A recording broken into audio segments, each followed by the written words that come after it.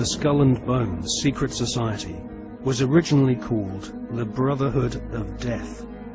George Bush Jr., his father George H.W. Bush, and his grandfather Prescott Bush have all been initiated into this macabre fraternity, which was established in 1832 at Yale University by William Huntington Russell, whose family were America's biggest opium smugglers. George W. Bush was initiated into the Skull and Bones Brotherhood of Death in 1968. The ceremony took place at the Society's headquarters, which is a stone building with almost no windows. This mausoleum-type building is known as the Tomb. There is a small enclosed courtyard, an internal chamber where initiates lay masturbating inside a coffin, and a museum of artifacts held sacred by the Society's members, which are all called bonesmen, regardless if they are male or female. Many of the artifacts inside the Skull and Bones headquarters have been stolen by its members. To prove their devotion to the Brotherhood of Death, bonesmen have robbed graves, bringing human skulls and skeletons back to their tomb and placing them in glass display cabinets. For nearly 40 years, George W. Bush has been an active member of this most bloodthirsty occult secret society. His allegiance is primarily to his fellow bonesmen, not the American people. In order to prove his devotion to the Skull and Bones, Prescott Bush, grandfather of George W. Bush, savagely desecrated the grave of Apache Indian chief Geronimo. Prescott Bush robbed Geronimo's grave and had Geronimo's skull placed in a display case alongside the order's other treasured possessions, which include silver tableware from Hitler's Eagle's Nest headquarters in Nazi-occupied Austria. Welcome to the satanically inspired secret world of the Skull and Bones Brotherhood of Death. Welcome to the sick world of the Bush family.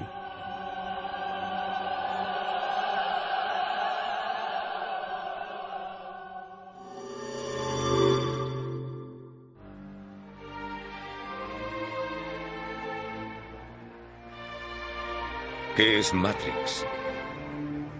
Control. Matrix es un mundo de sueños computarizados, hecho para tenernos controlados.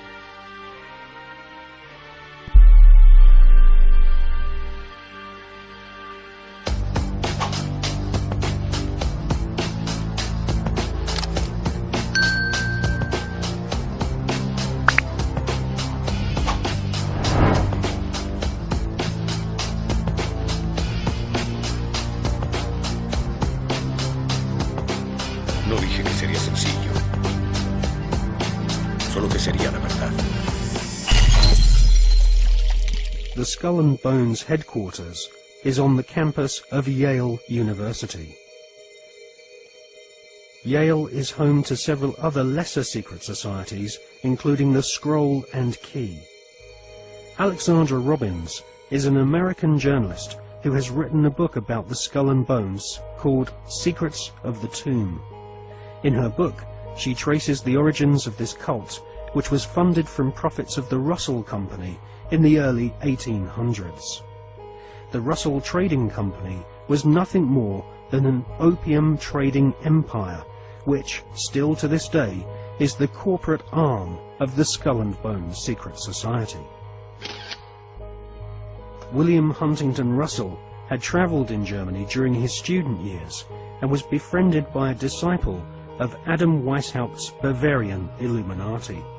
Upon returning to the USA in the early 1800s, Russell used some of his family's opium wealth to fund the building of the tomb at Yale University. Russell initiated several of his fellow classmates, including Alphonso Taft, who would go on to become the Secretary of War and ambassador to Russia. Alphonso Taft's son became President of the United States. and so a time-honored tradition of hereditary membership of the Skull and Bones Brotherhood of Death was begun. We see this tradition continued to this day, with senior bonesmen encouraging young initiates to marry into each other's families, their sons and daughters following in their parents' footsteps and becoming disciples of this most unholy of orders. In her fascinating book, American journalist Alexandra Robbins claims to have unearthed a Skull and Bones plan to dominate the world. One can't help recognizing the fact that in the 170 years since the formation of the Skull and Bones Society, it has members in the most influential jobs all over the world. New initiates seem to fall effortlessly into high-paid jobs within banks, media organizations, government agencies, and huge corporations which earn vast profits from government defense contracts. Some researchers claim that all members agree to tithe their wealth over to the society, thus ensuring that their offspring will become future initiates of the Brotherhood of Death.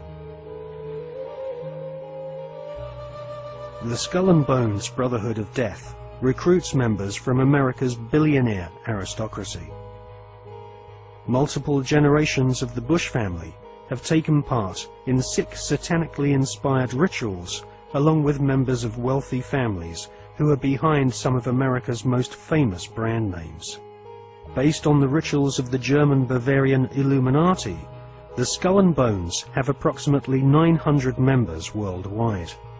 George W. Bush has initiated 5 fellow Bonesmen to join his administration, including William Donaldson, who is head of the American Securities and Exchange Commission. Upon initiation into the Skull and Bones, candidates are told that they must forever deny their membership. The psychological mind programming and brainwashing which goes on inside the tomb can only be guessed at, as no bonesman has ever broken the fraternity's rule of silence. Fellow students at Yale have often said that on the night of ceremonies, blood-curdling yells and shrieks can be heard from inside the tomb. Some say the initiates are forced to wrestle in mud and are even beaten. This technique has been used by the CIA and EST brainwashing organizations who seek to wear down the subject mentally and physically using a program of punishment and verbal abuse. Once the will of the candidate has been broken, and they have divulged all their sexual secrets to the elder bonesmen, they stand naked and are reborn in a mockery of a Christian baptism, with elder bonesmen dressed as the Pope and the devil conducting the ritual. Ron Rosenbaum is a journalist who writes for the New York Observer. He secretly filmed an initiation ceremony from the top of a building near the Skull and Bones headquarters. Members of the order dress up as the devil, the Pope, and a kind of Don Quixote character.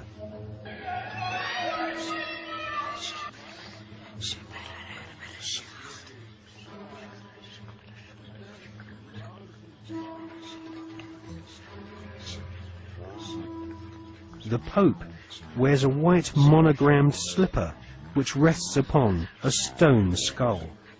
Each initiate is led into a chamber where fellow members shout obscenities and abuse the new initiate.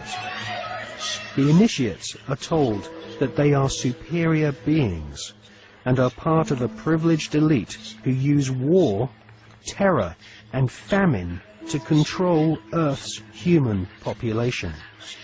This callous philosophy was illustrated in the Hollywood movie Skulls, made in 1999.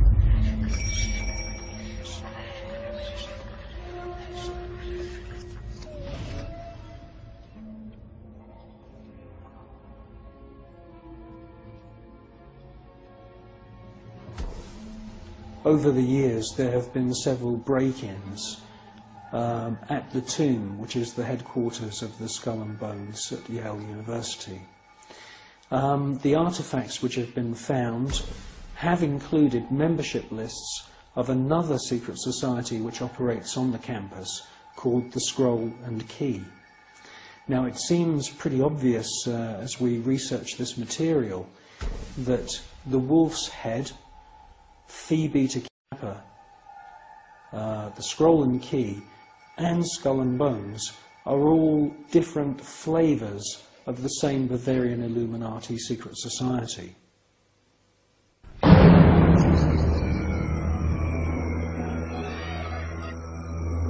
One by one, each new member is thrust to his knees and bows before the devil.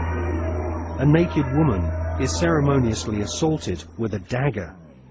The devil lays each initiate into a coffin, and a ribbon is tied to their genitalia. Everyone is encouraged to divulge their entire sexual life history whilst masturbating. With all their innermost secrets known to the other Bonesmen, the new initiates are threatened with blackmail if they ever reveal the secrets of this Masonic order. At this point, they are dressed in long robes and rechristened with their occult names.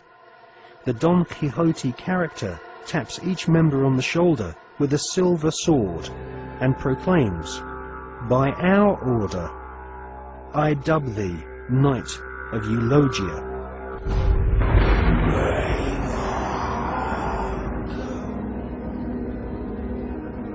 We can exclusively reveal that George Bush Sr.'s occult name is Magog, which is the name of the evil army commanded by Satan to visit Earth and destroy the kingdom of Christ.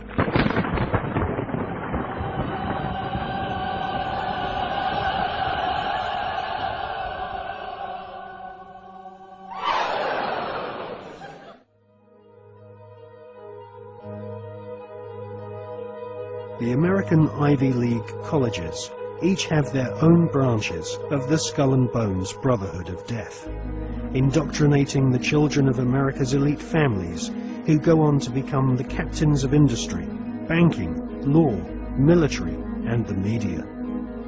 The epicenter of this elite cabal is Yale University.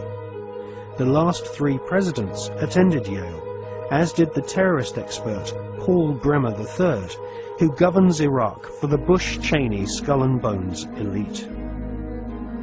Members of the Anglo-American Illuminati network also share the same philosophy. They believe in a single, all-powerful superstate, which is governed by a single world leader. If the Illuminati were successful, and their dream would come true, it would be a virtual hell on Earth. That is what the New World Order is all about. It's a living hell. It's Orwell's worst dream and nightmare.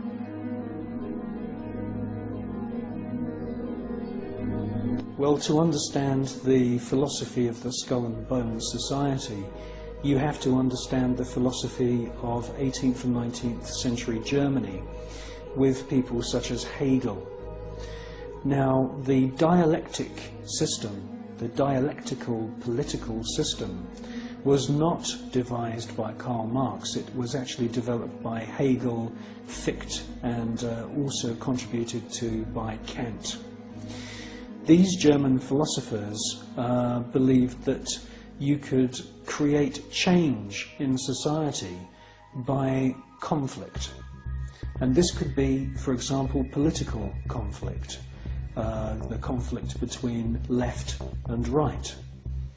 From this conflict, a new political system would come about, and this would be a synthesis of the two views. Now, that sounds pretty innocent, but in actual fact, the dialectical system is used in military combat as well. And Hegel's plan, which is being actually carried out right now, is to create conflict, to create wars.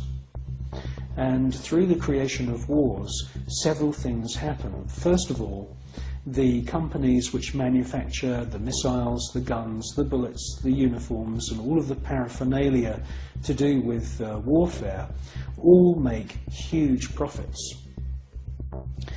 Secondly, there is a culling of the male population. Since the 1950s, we've had several reports from think tanks that feed information into the European Union, the British government, and also the American government, which are recommending depopulation. And there is several plans which we believe have been put in motion right now. And obviously war is one way of depopulating the planet. Now, in addition to creating false conflict and engineered wars, the Hegelian philosophical system, which is being followed by the Skull and Bones Society at Yale and also the group at All Souls College at Oxford University, the Hegelian system also requires complete and utter obedience from everyone in society.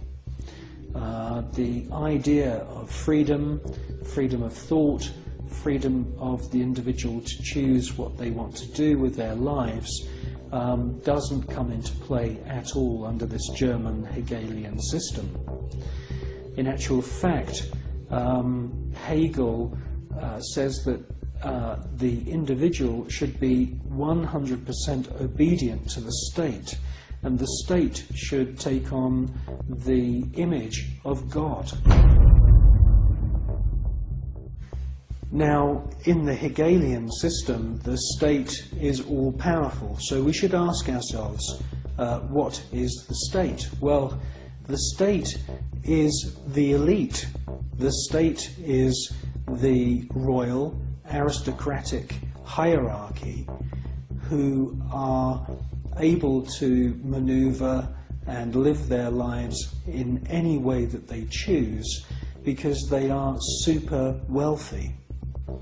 Now, let's just talk about super wealth and super wealthy people. I can tell you now, after meeting quite a few of them, that they are very, very different to you or me. When I'm talking about super wealth, I am not talking about Puff Daddy who has allegedly 3 Bentleys. I'm talking about super wealth, family wealth, which was in the millions back in the 19th century. Now, when we look at this hierarchy of aristocrats and royal families around the world, we can see that they are the state. They are the people that the robots, I call them robots, the civil servants who run the machinery of the state. It is the civil servants who swear allegiance to this elite. When you join the British Civil Service, you do not swear an oath to serve the British people. You swear an oath to serve the monarch. It's the same when you become a spy. When you join MI5 or MI6 or any of the other DI or MI agencies, and there's many of them run by the British government, you are swearing allegiance to serve the reigning monarch, not the British people.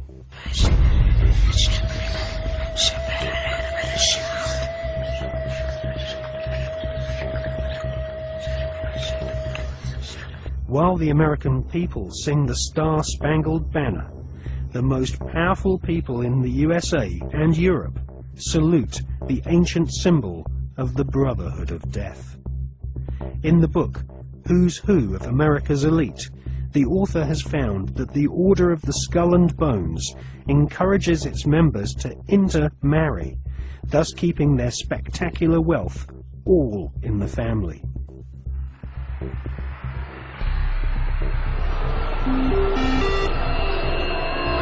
Good evening. Today, our fellow citizens, our way of life, our very freedom came under attack. America was targeted for attack because we're the brightest beacon for evil and the very worst of human nature. I've directed the full resources of our intelligence and law enforcement communities to find those who want peace and security in the world and to bring them to justice. We will make no distinction between the terrorists who committed these acts and the victims of the American economy. Our military is evil, and it's prepared. Our country is evil, deliberate and deadly evil.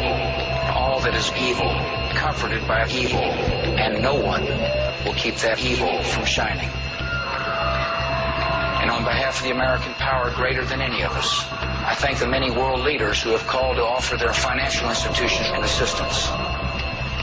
America and our terrorist friends and allies join with all those who want despicable chaos and terrible evil.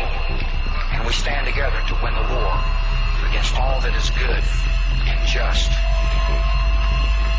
None of us will ever find those responsible. Thank you. Good night. And Alive! It's alive! Now they will know why they are afraid of the dark. Now they will learn why they fear the night. There is nothing wrong with your television set. Do not attempt to adjust the picture. We are controlling transmission. I want counterculture. I want anti-establishment. This is mass madness, you maniacs! Quiet, numbskulls, I'm broadcasting. I believe America is ready to begin. The new Prime Minister of India is, no.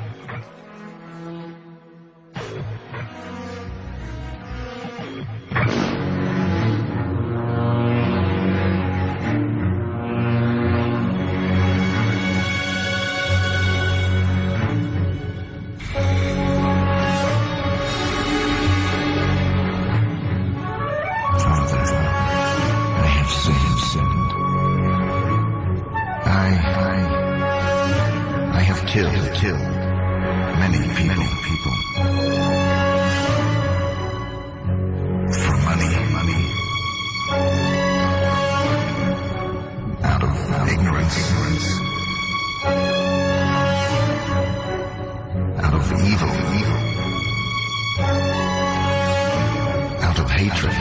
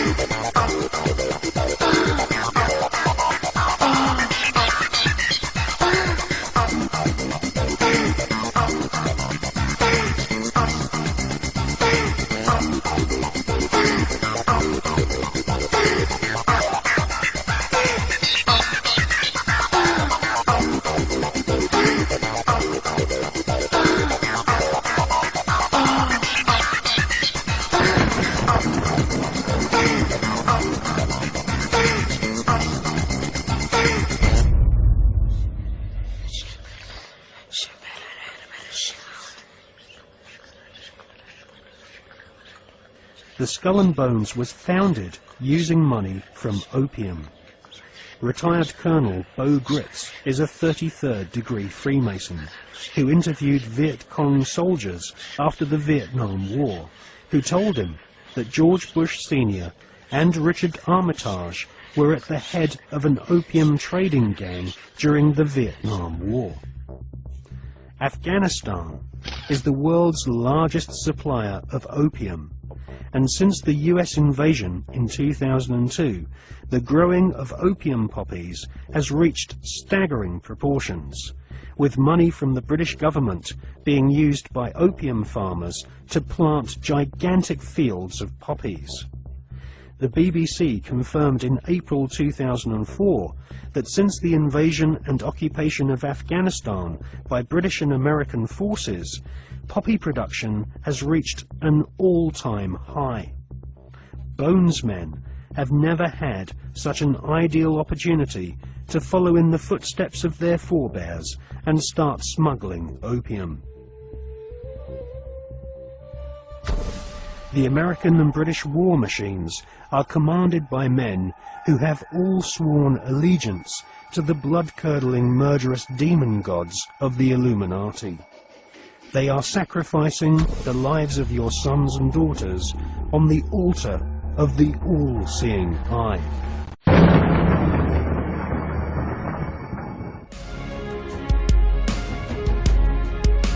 También pueden seguirnos en Instagram y TikTok.